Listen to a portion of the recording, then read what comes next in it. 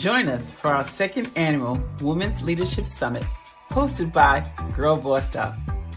I am Dr. Melissa Simmons, inviting you to unlock your true leadership potential with a day of insights, inspiration, and actionable strategies. Experience empowering talks from our incredible speakers, plus enjoy pre-registration special and get your seat at the table. This is a summit of a community of dynamic women learning, growing, supporting, and empowering each other to our next level. Don't miss out. Register now and elevate your leadership skills. I'll see you there.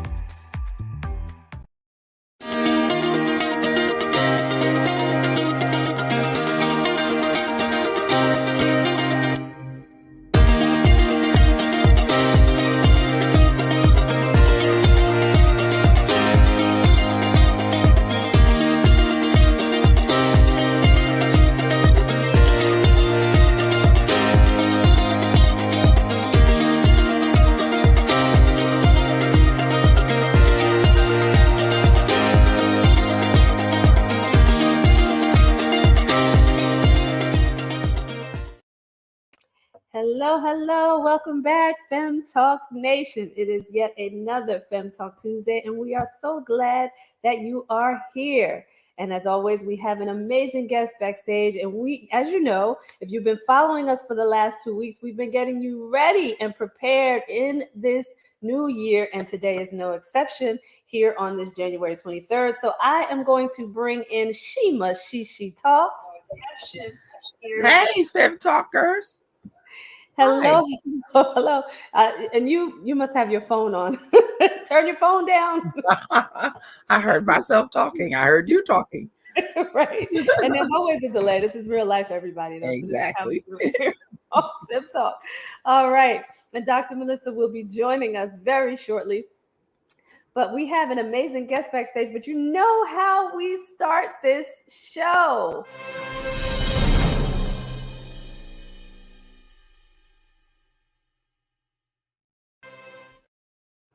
It's always hot topic.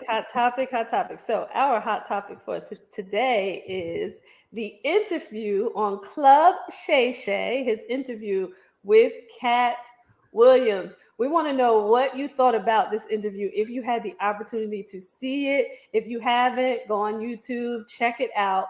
But we're just going to give you our tea on the interview. What we liked, what we didn't like, and what we laughed about, because though it was a lot of tea, it was some funny tea. Absolutely, it was funny tea. So Sheem, go ahead, start. Oh my God, where do I start? I love that he was completely real. I felt like he was completely honest, and nobody was safe. Nobody was safe. Yeah. And I think beyond just telling what he knows from behind the scenes and how he interacts with so many different comedians, I love even though he was spilling the tea, he was paying homage to the ones who are gone and the ones who are still good, like who are great. If you were good, he mentioned it. If you were not good, he mentioned it. And I don't know, it was just so many, but he talked so vividly and I guess respectfully about Bernie Mac, and made you remember how Bernie Mac was and how them shows, how he used to rip those shows apart, how good a comedian he was. Yeah. But you kind of, I felt bad for him because I shouldn't have to come out and defend myself and all the allegations and all the accusations with people that I run with. That we in the same circle, we doing the same grind, we work together. I don't know. I think it just had me all over the place. I was like, I always look at both sides of the coin, right? When I'm watching stuff, I always look at both sides. So I do agree with you, right? I think that me personally, it felt real, right? Yes. For me personally. But I always look at the other side, right? There's always two sides to the story. And my great grandmother used to always say, there's your side, there's their side, and there's the right side. So, what that right side is, we personally don't know. Right. So you always have to look at it from that perspective. We don't know the whole story, even though it felt very real. It felt very authentic, but we just don't know the whole story behind it. I will say, though, that, people have not really tried to justify anything that has been said in this particular interview. Right. And I heard a mention before I actually watched his interview. I heard a mention on the Steve Harvey morning show, the radio show, about the fact that he did the interview and had so many things to say, but they didn't really go into it at all. So there was no one trying to justify one way or the other. And I look at that both ways, though. I will say this: I look at that two ways. Either it's not worth justifying because you know who you are, right? Or it may be way too embarrassing to try to justify all the things that were said, right? Or it may emit some kind of you take ownership to some of the things that he said you did. The points where he was responding to comments from other people, that's when because I like you said, like you, I felt like he was being honest and true. So the point where he was responding to other people's comments and false stories and whatever, I felt like that was probably the most genuine. Listen, I didn't bring this up. You brought it up, and I'm going to address it. Right. So it can be readdressed, but you open the door. Yeah, there's not a point in there, though, that I felt like it was unauthentic. Like there's not a point in there that I felt that way, right? Because again, this is my personal opinion on that. So I will just continue to preface my statements with that. It was not a point where I felt like anything was unauthentic. And listen, you hear stories all the time about the entertainment industry. So it's no surprise if, someone tried to take something from someone else, right? Because you hear those type of stories all the time. But it doesn't make it right. It's not right, right? Yeah. Definitely makes it entertaining, does not make it right. Exactly. So I know that Dr. Melissa is itching right here to give her opinion. So before we introduce our guest, please, Dr. Melissa, tell us what you think. I thought it was good. I'm not a Cat Williams follower, and it gave me a lot more appreciation for him. His life story, he hustled for everything he has. And I got a good sense of that he seems like a real stand-up person. Yes. It was clear whoever's in his corner, he is totally 100% behind them and support them. The ones that's not, oh well. he went in on those that just he don't vibe with. But I think overall he was saying, if you don't approach things with honesty, or if you're gonna perpetrate, don't be around me, because I'm gonna call it out. So and that he did. Yeah, that he did. And and I know at some point we will talk about more people in entertainment, but I think one thing it does kind of highlight is don't do your dirt if you don't want nobody to talk about you. Right. Yeah. And keep it and don't expose mine. Yeah. Don't expose my dirt and think that we ain't gonna be in the dirty pool together. And I think that was the key, that there was so much dirt exposure going on. If I want to stay in the closet with my dirt, let me stay there. Our next is going to show us how to declutter our own closets, but that is not your job. Now, I have a question for both of you. Declutter for me. That's right. I have a question for both of you around that. When you watch, because it was an interview, so it's a different style, right, of TV. But when you watch it, did it remind you of like, okay, Real Housewives type of thing? Yeah, they had that kind of tea, they had that kind of, dropping. He was just dropping stuff, and it was like, whoa, that is like deep and wide. Right. maybe a hinge, but it was more for me. It was more because I was personally involved in this particular situation. So I'm gonna Mhm. tell you about it because And y'all know how that's my motto is: you can't tell a story about me better than me. that's how it happens on on those shows Well, I too when don't you think know. about it. They But they go they they go get the bones that's not even in their own closet I know. and bring that it is back. true. He That was is he true. was throwing them out the closet. So Right. He Very was like, much I got so. Very these in much. here. I'm gonna share them with you because they in here. They Very cluttering my much own so. stuff. Well, going yes. through And those. I see this comment here. He's going through something. So, hey, Jen, he's going through something. I'm scared for his safety because everyone can't be suspect and gay. He isn't telling the 100% truth. So, see, here's another take on it when you take a look at this. So, appreciate that comment, Jen, because that's just another look at it, Yeah. really. And Yeah. who knows? Like, definitely scared for his safety because he brought out some other things that Yeah. you I know was when you start to talk about Illuminati and you start to talk about these lists that people are on and Who's allowed who's in, allowed and in and who's not. you Yeah, know, and it's the a lot fact of that he walks around and he's always carrying, and he openly said that. yeah. What makes you feel like you need to always carry? but I like the other piece Jen, our super fan, said. She talked about the you Everybody know, I you have to be when certain people always talk about gay people. gay, It reminds me of some other people that always talk about gay people, and all of a sudden they turn out to be, they don't call themselves gay, but they they're introduce, experimenting. yeah, experimenting or whatever they call it. And I agree. There's don't talk about my closet. Keep talk about Don't your throw closet. the, don't throw the stones. Don't throw it. Don't Don't throw throw it. your So stone. I agree. He did a little bit too much of that. Talk about who's going to put on a dress next. All that dressing up. Yeah. You know, that's what Tyler Perry he says. So come on, stop it. Tyler making too many billions with Medea for anybody. Let him wear that dress then. If that's how he's doing fine wearing that dress. And so whatever. But Yeah. anyway. So listen, here we go. Hello, hello, mom. All right. So listen, here we go. We have an amazing guest backstage.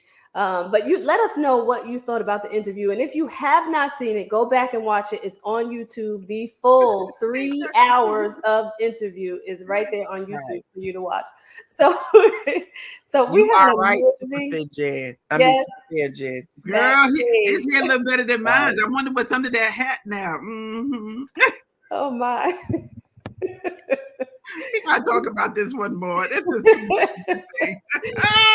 All right. So we have an amazing guest backstage, everyone. And like I said, we are preparing you for 2024. We have the Monica Jenkins here to talk about decluttering your life. She has a book out, and I just want to tell you about Monica Jenkins. She is a speaker, a best-selling author of the book The Cost of Clutter: Billion-Dollar Wisdom for Culture, Communities, and Companies. She helps executives, leaders, and professionals have more peace of mind and clarity and direction both at work and at home.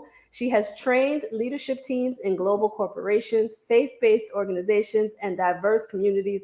She is here to help you declutter right here on Fem Talk. She draws on her own personal experiences with racism, being let go from a job, and as an overwhelmed mother and wife. Monica offers a step by step guide to personal and professional transformation. She has so many other accolades, but we're going to let her talk about it as we bring her on the show. Hello, Monica. Hello, everybody. Thank you so much. I was getting caught up in the conversation, so that we can. I mean, there was some decluttering that needed to happen there. Yeah, Um, right. That's right. And well, since you brought that up, let's well, talk about that. yeah. So this is interesting because part of getting kicked off in the new year, in the new season, is part of the decluttering work is not only about the closet. Mhm. It's about what we watch. It's about what we read. It's about who we hang with. It's about about what we're eating, our diet. It's a lot of things. Mhm. And Yes. so this is really like why it's important now is because your future self needs you to kind of to do this work now. That's right. And I thought about that because we talk about vision a lot. So my book is The Cost of Clutter. My steps, I have a 6-step method that starts with vision, but the actual steps are each letter in the word vision. So each letter Right. stands for a step. And that is my that is what I use for my coaching and helping people through those closets. I love But that. So, but it starts with vision. It really starts with vision. And why I say this, and I know you guys are, I know you guys are people of vision. I know you coach it, you talk it. I know, boss lady, I know that's something that you do. I know you all done that. You do that work. And what I would say to you before we were even doing this kind of work. So let's talk about how we did the work. It's like when we started doing it, it was, the boards and the cutting out, and we still do that. But I have to be honest, for me, it was an art project. It was. I did it. I had fun. We were hanging out with the girls. We had our little snacks and, having a good time in different places. But if I go back to when I got fired, so that's really how this all started. When I got fired about a dozen or so years ago, I did not know what to do Right. with my life. Nobody was talking vision board. And you only Right. really heard that, like vision, mission, all that stuff was very corporate-y things, right? Right. Right. But I heard the first time I really heard it was in a sermon, because we know vision comes, there's a couple of biblical scriptures Yeah. around it. But then Right. after I heard that, and the timing of when I heard that was when I was at my low, low, low. I Yeah. said, I said, I need a vision for myself. I need a vision for me personally, right? And so then I started researching the visions of companies. So like Amazon and Starbucks, and reading what their visions were. And they're in my book as well. I talk about this a little bit. And I said, imagine if I replace that product with me. Mm. I think Amazon's one. Imagine having something one click away. Sorry, Amazon, but it's something like that. So, imagine if that was me. If I was I had resources that you could just get one click away, or whatever the case may be. So I just replaced. I said, no, I need this for me personally. And so from that point, I had to stop saying, why, God, did this firing happen at the most? Didn't see it coming. And a lot of us go through that. Like, I'm not the only one. But back then, I felt like I was the only one because people were getting fired.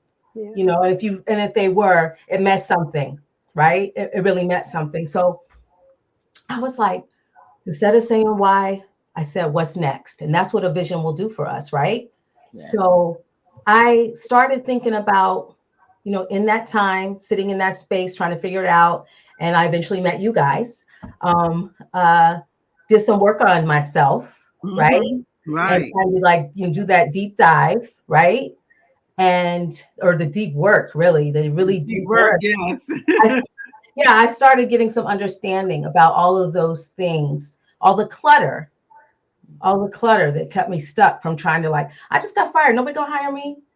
So my confidence was shot, self-worth, the I can't messages were just like, girl, what are you gonna do? People gonna be even my friends who were, that were there for me, still didn't know what to say to me because nobody had been in that place before. Right. And walk through that a little bit. Walk through how you decluttered your mind from those thoughts of feeling maybe a little unworthy because of what had just took place. Talk about how you started to declutter your mind first. Yeah, absolutely. And the mental part is really important. So thank you, Tracy. I'm happy to do that. So one of the things I did, I'm a writer.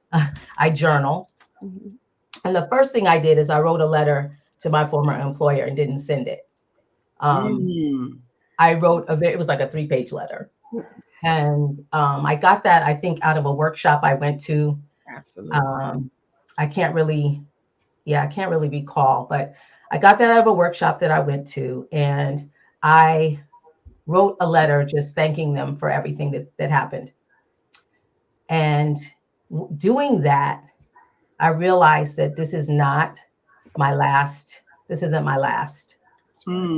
There is definitely something next for me. So that was the first step. And I wrote things down. I wrote down how I was feeling. And then I went through, so when you're, I went through the whole unemployment process, if you will. Every state has a labor department. And then when those things happen to you, you get connected to services. And so I said, I'm gonna do this. I'm gonna do the thing. I'm gonna do whatever they put out for me. I'm just gonna do it. I just have no choice. And so I remember walking into a workshop and one of the facilitators said, what are you good at?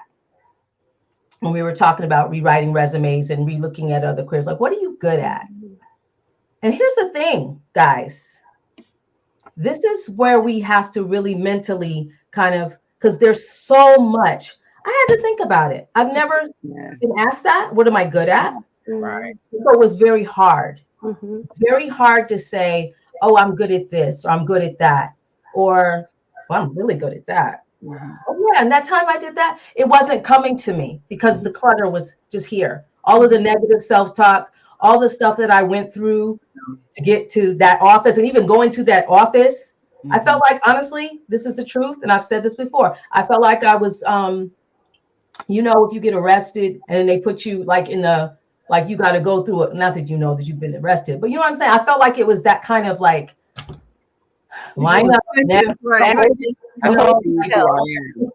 okay, we get ready next. It just felt very mechanical and very cold. And so it was. I got to stop you for 1 second there because of what you just said. It felt mechanical and cold. Think about though, when those things happen, it makes you come out of the mechanical, right? Because we live our day-to-day lives sometimes mechanically until we start to do the work. Right. So talk about how significant that even is, to break from that way of thinking and that way of doing and that way of being on a regular basis. Yeah, that process was a lot of prayer. Prayer is my business strategy now. A lot of prayer, because I had to really unpack a lot of things. And again, the work that I've done with you guys and Women Empowered, that was very catalyst to kind of unpacking some of that and being able to, go on a job interview and say, are they a good fit for me? Yeah. No, I don't think this is going to work. Yeah. Being able to, so that goes back to vision then. So when I was coming out of all of that, I mean, it took that awakening of like, this feels really like, what kind of job am I going to have next? I was kind of in a place where I could see some things happening. What am I going to do next? Where am I going to be starting over? I got kids that are going to college in a few years. That's right. So a lot of prayer. And also, I want to also talk about vision again, because vision is tied to, the things that you're good at. But if we don't sit down and think about those things that you're passionate about. So the one thing that came up for me is I love to organize. That was all I could get at that workshop. I love to organize. And so I was like, okay, I love to organize. And then I went home with that. And then a friend called me and said, can you help me organize my space? Because I want to do some stuff. And so I sat down with that vision thing. And I had VISION. Did I spell that right? and I identified, that's when the acronym came. So how am I gonna? I said this could be a business, because then they were talking about, oh, maybe you're gonna be a business owner. They're saying all these things that were never in my world. But I sat down. I remember I was on my front porch and I was kind of like, VIS. Okay, so she wants me to come over and almost be my first client. Yeah. So I started writing out this little plan. Okay, let me see how I'm gonna intake sheet. How am I gonna, assess what she might need? That's right. And so that is really like the kickoff point. And I held on to that. I held on for that note paper up until 2018. That was, I want to say, as far as time, that was probably 6 or 7 years or so. Hi, can I say hi? Hi, Crystal. Of course. Yeah. Hello, ladies. Hi, Crystal. And so when it came time to write this book, so let me back up. So before the book was written, I started doing workshops. I created 3 8-week workshops after I was working on my coaching certification. So y'all are part of that too, I believe. Mm-hmm. And shout out to these ladies. Um, And I have to keep stopping you because I want people to look at the significance even in that, right? You started doing, right, before you even got to where you really wanted to be, before the vision was even fully complete, right? So for you to put those workshops together before everything was even laid out, kudos to you on that. I just wanted people to get that part. And another thing I want to kind of stop there too is so many of us, we look at being fired or being laid off or being let go, however you want to call it, as such a negative. And most of the time, it's the best thing that ever happened to us. It's a free. It is a free, right? It's the best thing because we would stay there 5, 10, 15, 20, 30 years and not have realized. And I love that you were able to identify, and I had the same experience when people asked, mine was, what makes you happy? And I was like, I don't know. Nobody never asked me that question. You know what I'm saying? You don't even know about yourself. And that's why we all talk about, and like you said, as we went through our discovery years together, we all learned to identify who we are. So these significant moments in your life, if you're out there and you're going through one of these moments, count it all joy because it is your opportunity. She's talking about her life started. My life started after I got fired. These are things that will let your life really come together if you let it. And you're absolutely right about that. And I think obstacles will come, right? We have obstacles, we have setbacks. Those things do come. And I think what the Cost of Clutter is about is really trying to help us continue to find our way. And so vision is critical. So I use vision just about for everything. And that's part of my model. Last night I was with a group and I said, it's like one of those things. Well, where do we start? Everybody, that's a big question. Where do I start? People who are overwhelmed with life, overwhelmed with their house, overwhelmed with their closet. And so I say, assign vision to your pocketbook, your backpack, whatever. You start there. Really, people, yeah. So you know why I said that? Because when I got fired, the first thing I did is I went to clean my closet and I cleaned out my purse. And I went through my purse and I was like, okay, going through it. It was messy. It was this and that. It was filled, with how I carried it before that day. And I started, like, I don't need this. I don't need that. I started creating an organized bag, right? Because I was going to start doing these, things at the labor department. Wanted to be ready. The other thing was the closet. The closet, I talk about the closet in the book metaphorically, and I also talk about it as a physical space. Metaphorically, your closets represent who you are. That's how you show up. When you open up your closet, that's you showing up with whatever's in there, right? But when it's disorganized, it's really just about where are you at? Like even some of the clients that I've worked with, one in particular, yes, your house is this way because you just went through breast cancer. She's a breast cancer survivor. And I was like, and so she brought me in to kind of say, I want my house back. And so you have to, and a lot of people will say, well, what's going, it's a mess, it's this, that. I said, well, what's going on for you right now?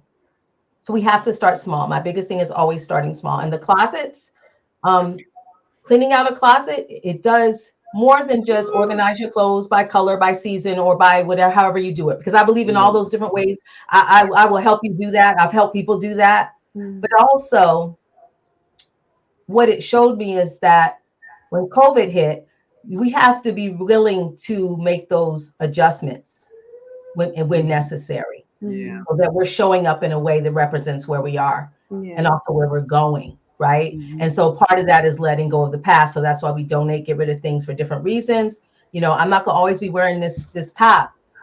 Well, I like it. It's a nice color. I'm going to wear it for but I promise you, I've thought differently about what I wear. And I go through my closet regularly. And the closet is really kind of that place where, and also this, I want to say this too, because research shows when you clean out any spaces in your house, it changes your mood. It elevates you, And I have to say this every time I walk in my closet. Before I moved to the house that I'm in, my closet was a mess. I have to be honest, and that's not the way I like things. So when I moved to this house, I threw away more stuff and I organized my closet. I love my closet. Every time I walk in my closet, I feel so good. I feel so good when I walk in there. And I know for so many people, the closet is a place of anxiety. Yes. The closet is a place of, like you said, confusion, Yes. disorganization, and it really does depict their state of mind or their season. Mm-hmm. And I remember when I had to clean out my laundry room. And I remember I had to invite, to your point, I had to invite help to clean it out.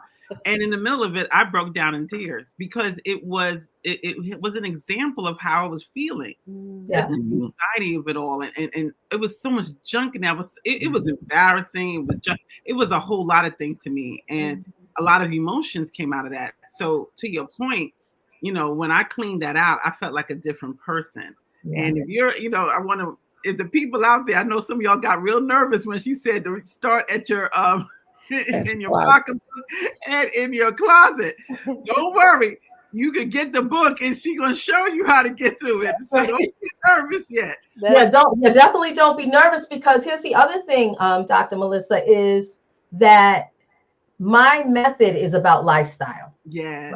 So we can say this is January, and we do this. We know, we were talking about it. It's like January is the kickoff for the resolutions. It's the goal setting. We go into the gym. We're going to go all to do these things. Right. And I thought about that as I said,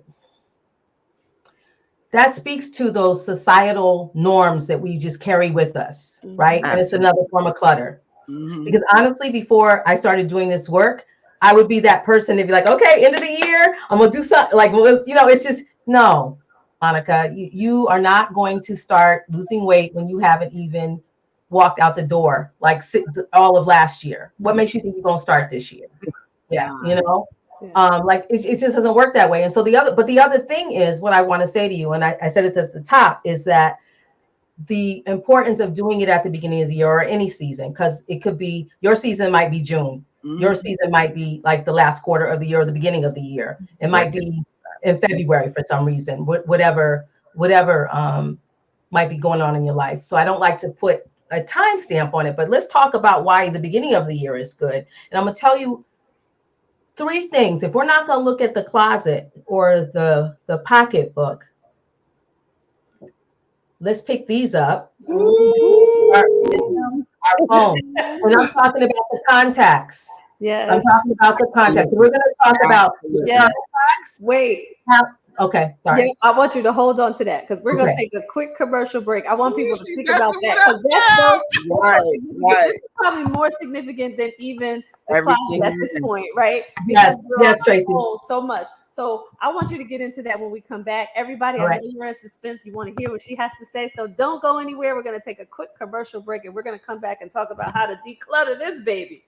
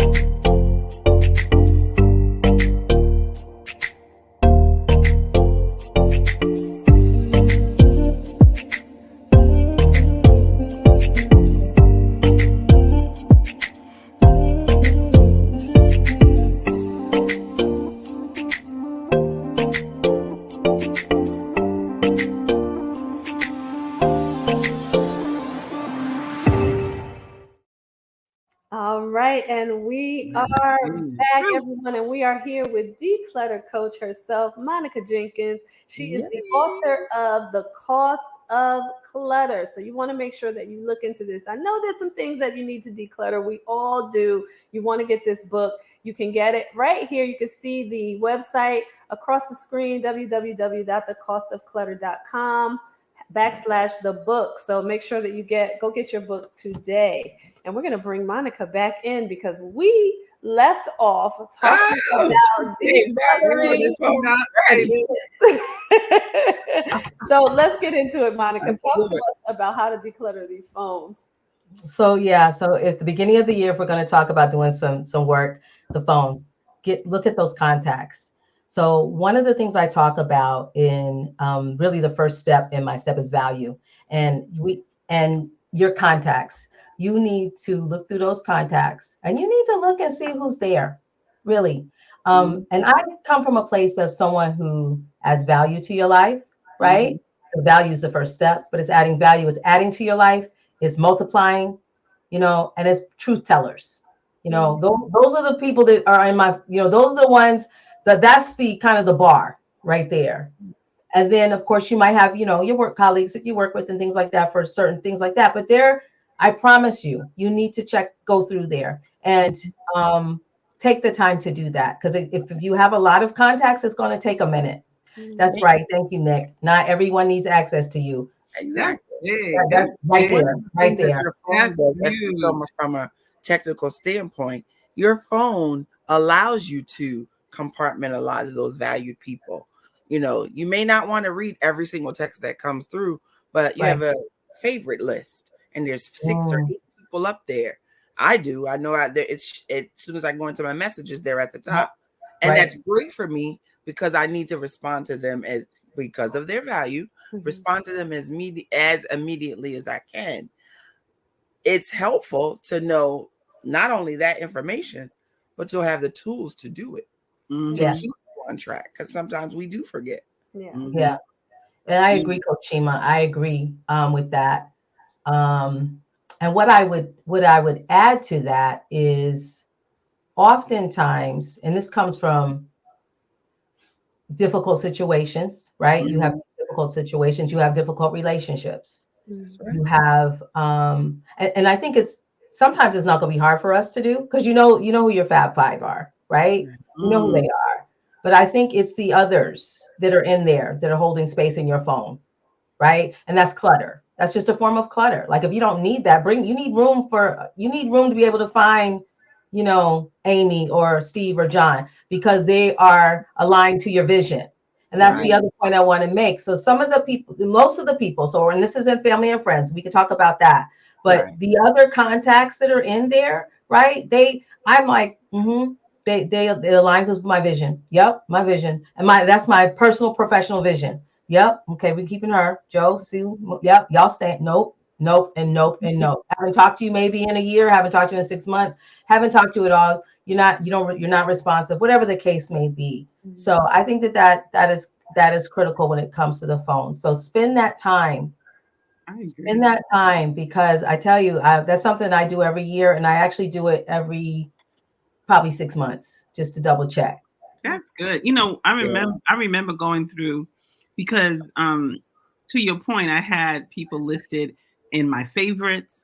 I had people listed in my phone, and it was an emotional talk about declutter. It was an emotional tie. What they call that a spiritual stronghold. They wanted to talk about it. So I remember finally deleting certain people out of, especially in my favorites. And I had kept them in my favorites, and every time I saw them, there was an emotional tug at my heart. And I wasn't even aware of it until the wisdom came to remove them from the favorites, and the emotional toll it took. And when I got it out, I felt the release. And it is really true, because I think our phones have become this source of information, but it's your life almost, because these are the important people for you, right? How you connect with them, how you keep in touch with them. And if you have those breakdowns in those relationships, when you move them out, you do feel that kind of declutter happening. Like, okay, they're gone now. And I really attest to that. I love that piece. Yeah, that is that, and you have peace. You feel the peace because also the whole idea around the book and the cost of clutter is that we have peace, we are able to get direction, and that we're having more clarity. Like it's important. And so I saw, I think it was Nick had asked, should I delete the messages? It went up, yeah. Mm-hmm.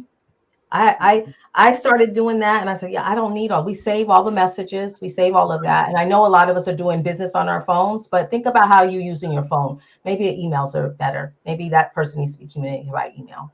It's whatever, you know, it's whatever, you know, your emails are different, but we're going to get to that. We're going to get to that. So that's the phone or the contacts, I should say. We're going to go there. And then the other is our calendars. Mm-hmm. Our calendars. We need to declutter our calendars. And this is why in the book, I have a section. It's just called How a Planner Saved My Life. And this is why, if I have a moment to tell this quick story, is in this great job. This is recently, great job, new job, just started it. Like it was stretching me, but in a good way. Mm-hmm. Right? Stretching me in a good way. I was like, okay. I mean, I felt like I was in a master's program. I was like, oh my God, you know, I was excited, you know, and got my little planner because I love a planner. And I'm already, you know, I'm going to school, got my notes. I'm going to do all this. I knew there was a lot of training. There was a lot of systems. It was a lot of things. Right. So then I started getting stressed. So I'm writing in my book, getting really a little stressed about all of the things. But you know, this is, you know, I'm being stretched. It's okay. I take a bus for part of my commute, and I'm looking through my planner and I'm seeing all of this stuff. And I was like, oh my God. So I'm like going home, looking at all the stuff. I'm like going home. I'm like, oh my God, I got to get that. I got to ask her. So I'm now found myself already it's already a 12-hour day by the time I get home. Wow. And I'm like thinking about tomorrow. And something hit me and said, don't do that. Don't do that. I don't know why, but I still was doing it. But I saw some pages in this planner that I didn't see before that were prompting me about personal things. Like, what do you want to happen for this year? It's in the front of the planner for the January, right?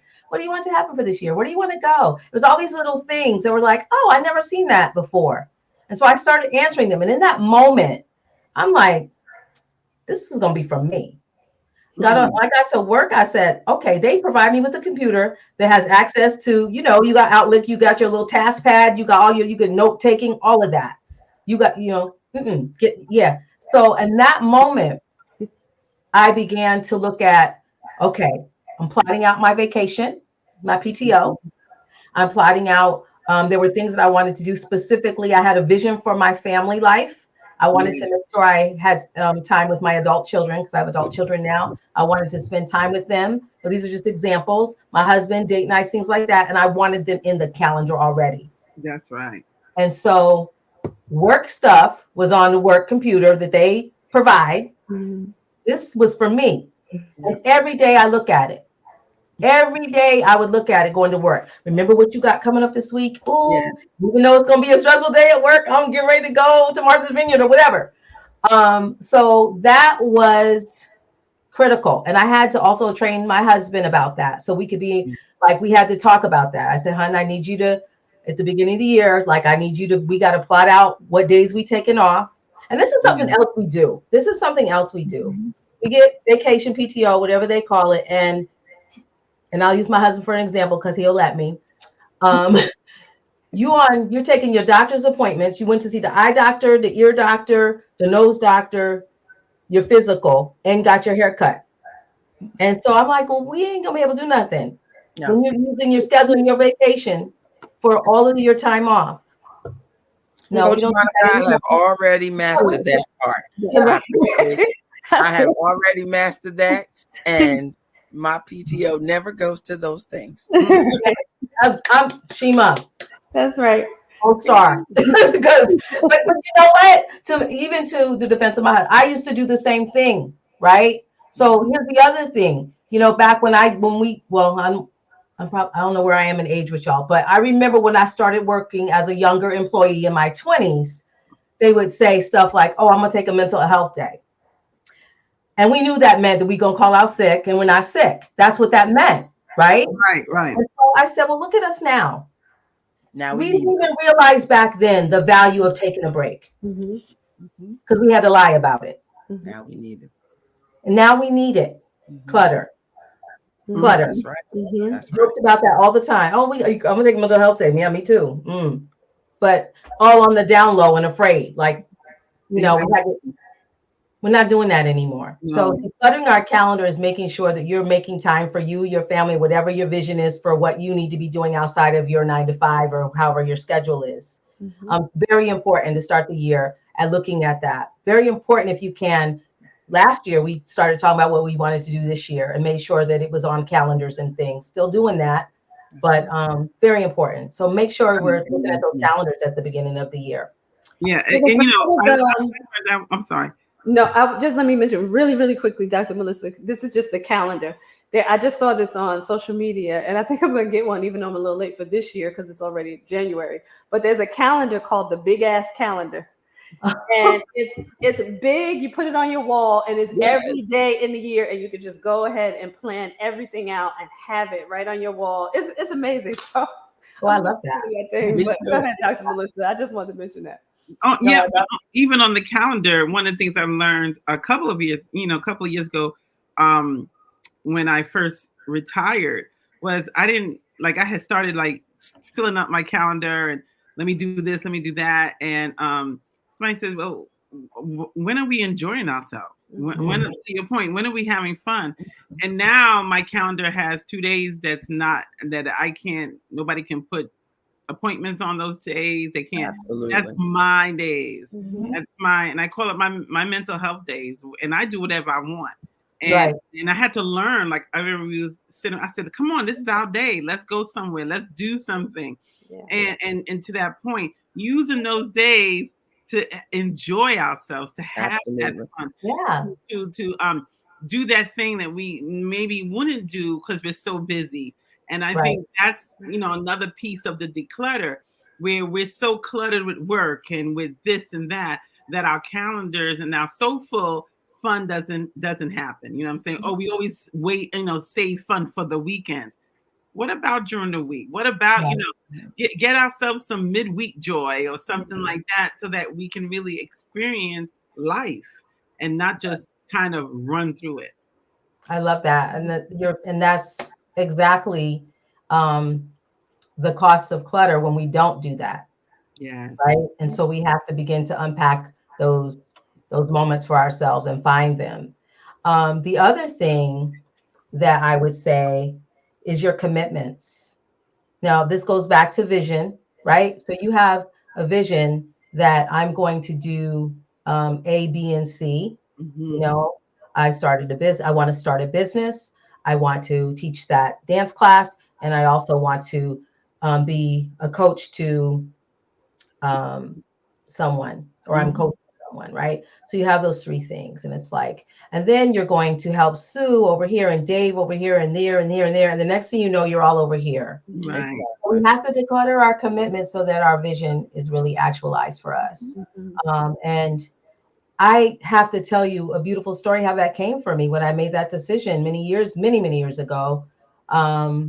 I started to sit down. I was like, what do you really want to do? Like, we were having those questions again. It's part of like our coaching and part of our the work we did in Women in Power. Like a lot of those questions I re-asked myself, and some of them that I couldn't answer at the time when I'm trying to do that deep work. I'm like, well, nobody ever asked me that. I don't know. And I felt kind of like, on somebody else's paper kind of a thing. But so I got to the point where I got comfortable enough and started asking myself, like, what do you really want to do? Now, I love to dance. I like to say I'm a closet dancer. I took dance in undergrad.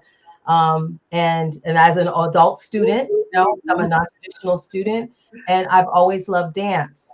And I talk about a little bit about that in my book, how because we moved around so much, I grew up in 4 states and 1 island, went to 7 schools before I graduated high school, that I never was in things as much, but dance was something I really loved and I wanted. So I started dancing in the church, liturgical dance, and then I do some other stuff, some modern dance stuff in connection with what I was doing in school. And so I wrote that down. I said, I want to dance more,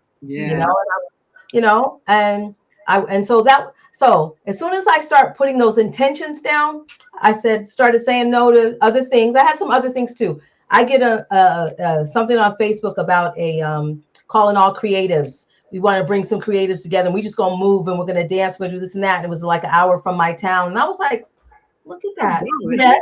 I could do that. Yeah. Once you start moving stuff out of the way, that's right. And I tell you, in this past year, went to 2 dance retreats. So I love it. that brings me some joy. That's what dance is one of my love languages. And so Girl, high five, mine too. Go whoop, whoop. yeah. So I feel like when we think about our commitments, let's start thinking about what we're doing, what we can, what we can handle, because there's this thing of balance that we try to do, and it's hard to. I remember being on a call with a coach. Coaches got to get coached, and she said sometimes more than 3 things is going to be hard. If you do 3 hard projects and you're trying to do other things, and this is going to be hard to make, because something's going to fall. You might drop a ball. Exactly. So I encourage us to look at our commitments for this year and see if that's really the direction you want to go. So if you've been serving over here doing something like for the last 3-5 years, is maybe it's time for somebody else to sit at the table and it's your time to exit the table.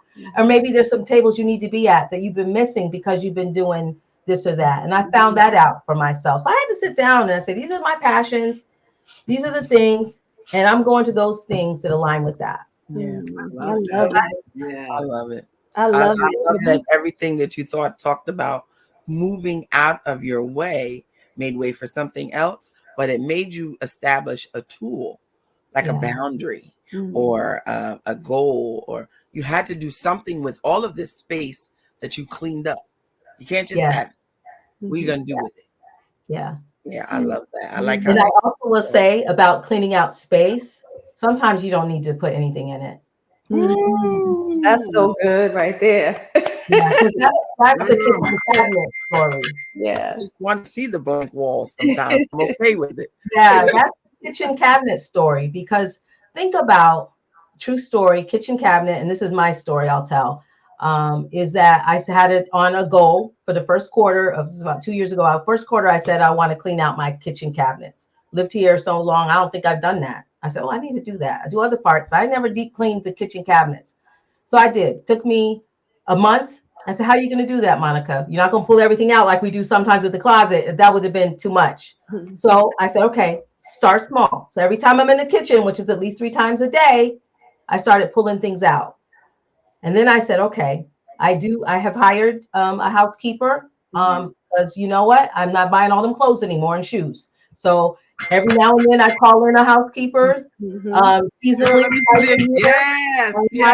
Those kind of things, because let's be realistic. Like, I mean, I want to go on a trip. I want to do things, and some things need to get done. I mean, me and my husband, well, whatever. So it's one of those things. I'm not recommending that to nobody, but that's just my story that I decided to do that. I mean, go ahead if you want to, because it'll help you. But I took all this stuff out the closet and I called her up and I said, can you just come and help me with the cabinets and the refrigerator? Like, I'm going to take everything out, but I just want them nicely cleaned and all that. Y'all. And you got to breathe. You got to breathe. I came home. The help. I called my husband. I said, I think she installed new cabinets. They were so pissed. I have white cabinets. They were so pristine. The refrigerator looked brand new. Like when you get a brand new refrigerator. So what I learned from that, when I was decluttering, I realized what we don't eat, because there was a ton of stuff in there. There was a lot of stuff. We save money now because we know the things that we use. That's right. Right? And so guess what? I'm sorry. I'm sorry. No. I'm sorry to cut you off. We have to end the show. So I want to tell people how they get in touch with you. And we're doing part 2 on the Whole Living Show tomorrow, everybody. So just join us there. You want to hear more from Monica? Join us on the Whole Living Show tomorrow evening at 7 p.m. But I want people to know how they get in touch with you for your services. Absolutely. So the costofclutter.com is my website. And on that website, yes, you can buy the book, but also you can see there's a tab for coaching services. And if you want a complimentary conversation with me, you'll see some of my services. Please fill out the form, and that's how you can connect. Yes. So www.thecostofclutter. Yep, that's it right there on the screen, thecostofclutter.com. And I'm happy to connect. We love it. Thank you for being here. This is great. We're taken away. We just want to let everybody also know that we are starting a segment here called Ask Fem Talk. So if you need some inspiration, some insights, some opinions here from the ladies of Fem Talk, please send us your questions and we will address them on the live show. Ask Fem Talk at Fem Talk TV. Absolutely. All right, everybody, we thank you for being here. We will see you next Tuesday evening at 8:30 p.m. Eastern Standard Time. We love you, Monica. Thank you for joining us. And again, watch part 2 on The Whole Living Show tomorrow evening.